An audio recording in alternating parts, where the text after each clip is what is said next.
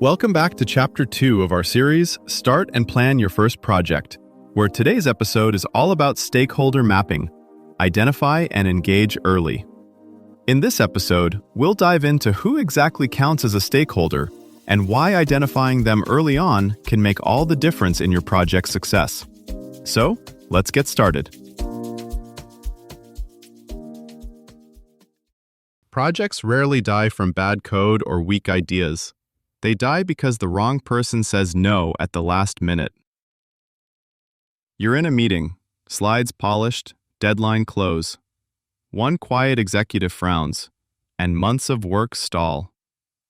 Who was that person, and why weren't they on your radar? That moment when a quiet stakeholder stops your project? It usually isn't bad luck, it's bad mapping. In Episode 1, we focused on clarifying the why and what of your project. Now we shift to a more political question. Whose world are you changing, and who can quietly change yours back? Stakeholder mapping is how you stop guessing. Instead of a vague list of people to keep in the loop, you build a clear view of who has influence over your project, who has interest in it, and how each group should be engaged.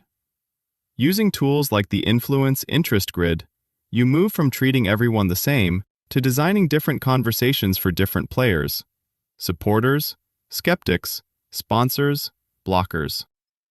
This is where projects start to gain real momentum, or quietly accumulate friction you won't see until it's expensive. Some stakeholders shout, others whisper through back channels. Both can reshape your timeline, budget, or scope without ever touching your Gantt chart. That's why a stakeholder map isn't just a static diagram. It's more like a live weather radar for your project's political climate. You start noticing where storms are forming, where conditions are calm, and where a sudden gust could blow your plans off course. As your project evolves, new fronts appear: reorganizations, new hires, shifting priorities. The map must flex with these changes, or you'll be flying blind just when you need visibility most. Start with a simple question. Whose opinion could actually change what you build next week? Not in theory, but in the next sprint, the next steering meeting, the next procurement decision. That's the level of concreteness your stakeholder map needs if you want it to guide action instead of decorating a slide. A practical approach is to work from decisions backward, not from an abstract org chart. List the 5 to 10 big decisions ahead: approving funding, signing off designs, agreeing on rollout timing, changing scope, accepting delivery. For each decision, ask, who can say yes, who can say no, and who can make that no stick? These names often differ from the formal RACI. Next, widen the lens beyond hierarchy. Look for 3 categories that are often missed. Hidden influencers: the senior engineer everyone trusts, the assistant who controls diary access, the union rep, the internal lawyer who always has concerns. Impact magnets: groups whose daily work will change the most: call center staff, store managers, field technicians, customer success. External shapers: regulators, auditors, key customers, vocal partners, or communities who can escalate issues into headlines or board-level panic. Now, instead of asking, how do I keep them informed? Ask, what do they worry about losing or hope to gain? A product owner might care about speed and learning, finance about predictability, operations about stability and workload, legal about precedent and liability. Their motivation tells you whether to lead with prototypes, business cases, pilots, or guarantees. Engagement then becomes designed, not improvised. High-influence supporters might need early previews and room to co-create. High-influence skeptics might need structured experiments with clear exit ramps. High-interest but low-influence users might need forums to surface edge cases before they become late-stage defects. Treat this as iterative. At each phase boundary, deliberately scan for new entrants: a new sponsor, a merged department, a changed vendor, a fresh regulator guideline. Add them, replot them, and adjust how you spend your time and political capital. A hospital upgrading its patient record system once treated doctors as a single stakeholder group. On paper, they all looked similar.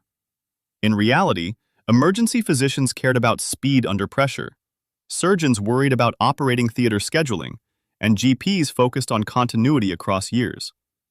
Mapping them only by seniority or department missed these fault lines.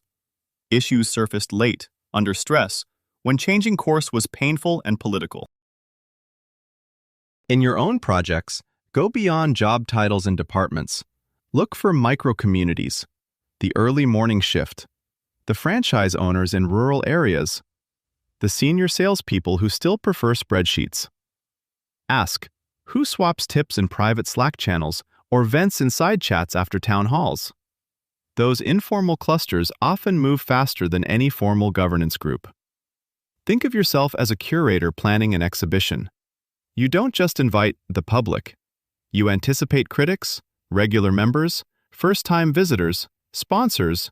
Each needs a different doorway in, or they'll all walk past the same artwork and see a different problem. As AI tools scan email tone, meeting transcripts, and public feeds, they'll flag subtle shifts. Fatigue in a sponsor's language, a regulator's new concern, or a customer segment going quiet. Treat these as weather reports, not verdicts. Prompts to ask better questions, not shortcuts to judgment. The real advantage won't be having the earliest warning, but responding with curiosity and small, reversible moves before tensions harden into formal opposition. Treat your map like a living sketch, not a finished painting. As priorities shift, redraft it. Move names, add arrows, note tensions and alliances. Look for patterns the way a meteorologist studies cloud shapes, where pressure is building, where there's unexpected calm. Over time, you're not just tracking reactions, you're learning how your system really behaves. Start with this tiny habit. When you open your laptop in the morning, add just one name to a stakeholder's week of date list in your Notes app and type 3 words about what they care about. For example, VP Sales, Quota, Speed, Renewals.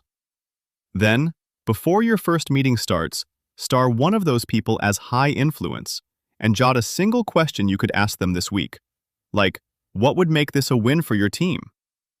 Do this every workday, and by the end of the week, you'll have a living, focused stakeholder map you can actually use. This was Owl Up, your daily step forward. To keep learning with structured courses and more insights, go to owlup.co. Until tomorrow!